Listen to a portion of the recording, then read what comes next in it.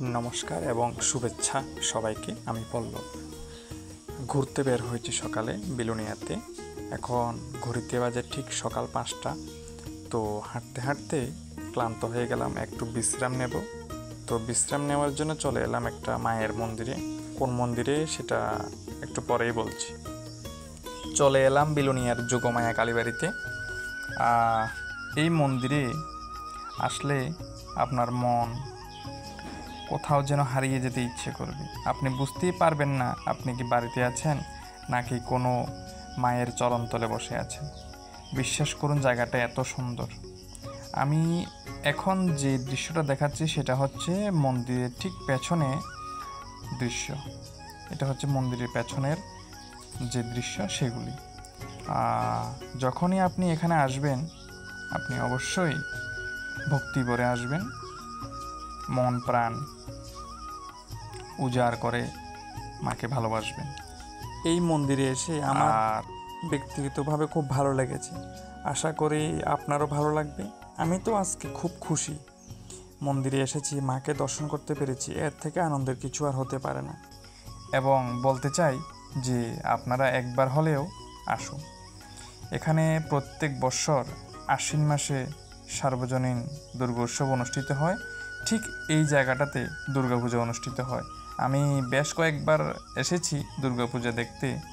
এই মন্দিরে আমার আসা হয়েছে, তো আপনাদের সামনে তুলে ধরলাম মন্দিরের দৃশ্যগুলি। এটা হচ্ছে বিলোনিয়ার যোগমায়া কালীবাড়ির যে বিশ্রাম স্থান, সেই বিশ্রাম স্থানের দৃশ্য আপনারা দেখতেই পাচ্ছেন। এটা হচ্ছে সকালবেলার দৃশ্য। প্রতিদিন এখানে সকালবেলা প্রচুর মানুষ আসে। তারা শরীরচর্চা করে, প্রাণায়াম করে, যোগা করে। আমিও এলাম আজকে, দেখলাম সচক্ষে।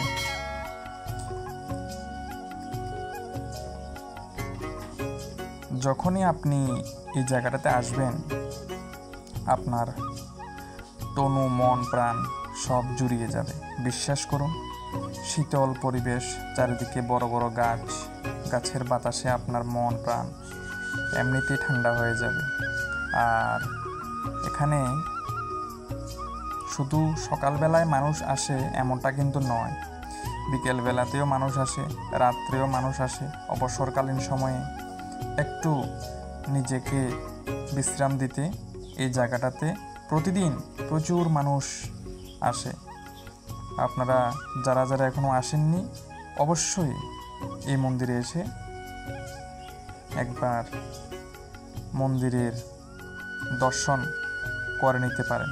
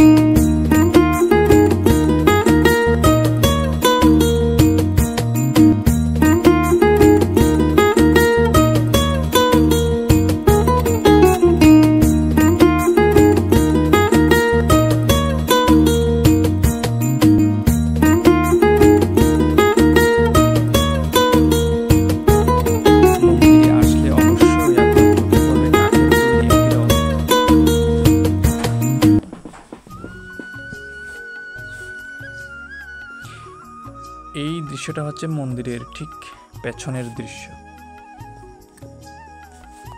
মন্দিরটা অনেক পুরনো, আমরা সবাই জানি।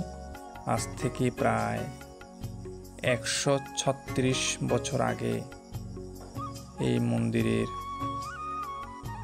মূর্তিটি স্থাপন করা হয়েছিল, যেটা আমরা নেম প্লেট দেখে জানতে পেরেছি। চারিদিকে শুধু গাছ, দেখলেই চোখ জুড়িয়ে যায়। শিব পার্বতী একটা ছবি আঁকা হয়েছে এখানে।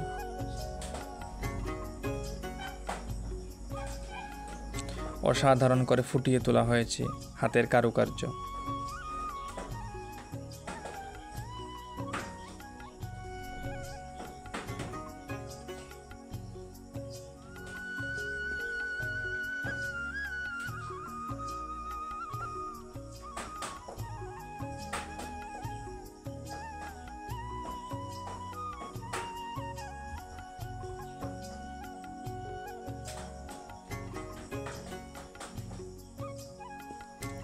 এখন যে দৃশ্যটা দেখতে পাওয়া যাচ্ছে সেটা হচ্ছে ঠিক যোগমায়া কালীবাড়ি মন্দিরের সামনের দৃশ্য।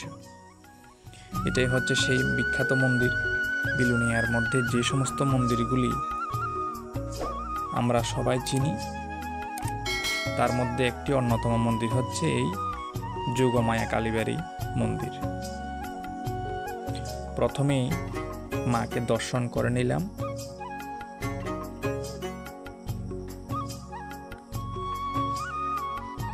এই মন্দির থেকে প্রতি বছর আষাঢ় মাসে রথযাত্রা বের হয়। আমরা দেখতে পাচ্ছি জগন্নাথ, সুভদ্রা, বলরামকে, সেই সঙ্গে কালীমাকে।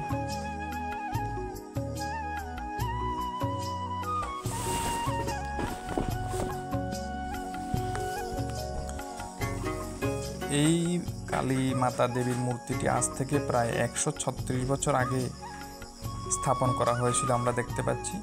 আর মন্দির প্রতিষ্ঠা হয়েছিল 1962 সনে, ইংরেজি। বুঝতেই পারছেন কত পুরনো একটি মন্দির, কত স্মৃতি বিজড়িত একটি মন্দির, কত মানুষের পরিশ্রমের ফলে, কত মানুষের সাধনার ফলে আজকের এই মন্দিরটি মাথা তুলে দাঁড়িয়েছে।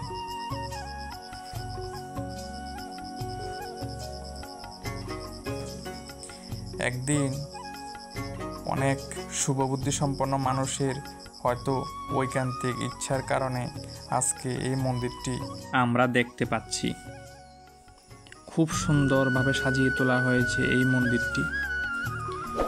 ধরতে গেলে 1889 সাল থেকে 2025, অর্থাৎ 136 বছর ধরে এই মন্দিরটি, অর্থাৎ কালী মায়ের যে মূর্তিটি সেটি আমরা দেখতে পাচ্ছি নেম প্লেট অনুসারে।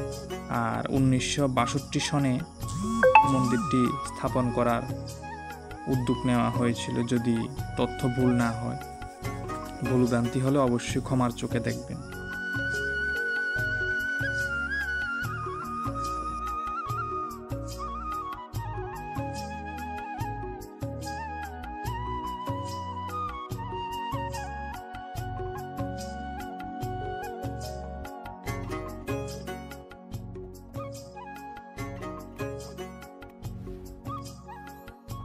আমার ডান দিক ঘেঁষে যে রাস্তাটা গেছে বা যে রাস্তাটা দেখতে পাচ্ছেন সেটা হচ্ছে বিলোনিয়ার একটি অত্যন্ত ব্যস্ততম প্রশাসনিক জায়গা। কেন বলছি, এই জায়গাটাতে রয়েছে আমাদের ফুড অফিস, এসডিএম অফিস এবং বিলোনিয়া দায়রা ও জেলা আদালত। সব কিছু মিলিয়ে এখানে প্রতিদিন প্রচুর মানুষ আসা যাওয়া করে। আর ক্লান্ত পথিকদের একটু বিশ্রামের জন্য এই যোগমায়া কালীবাড়ির স্থানগড়টি অবশ্যই সবার কাছে একটি অতি পরিচিত এবং অতি প্রিয় স্থান।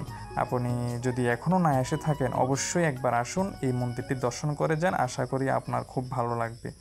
আর এতটুকুই বলছি, সবাই ভালো থাকবেন, সুস্থ থাকবেন, ধন্যবাদ।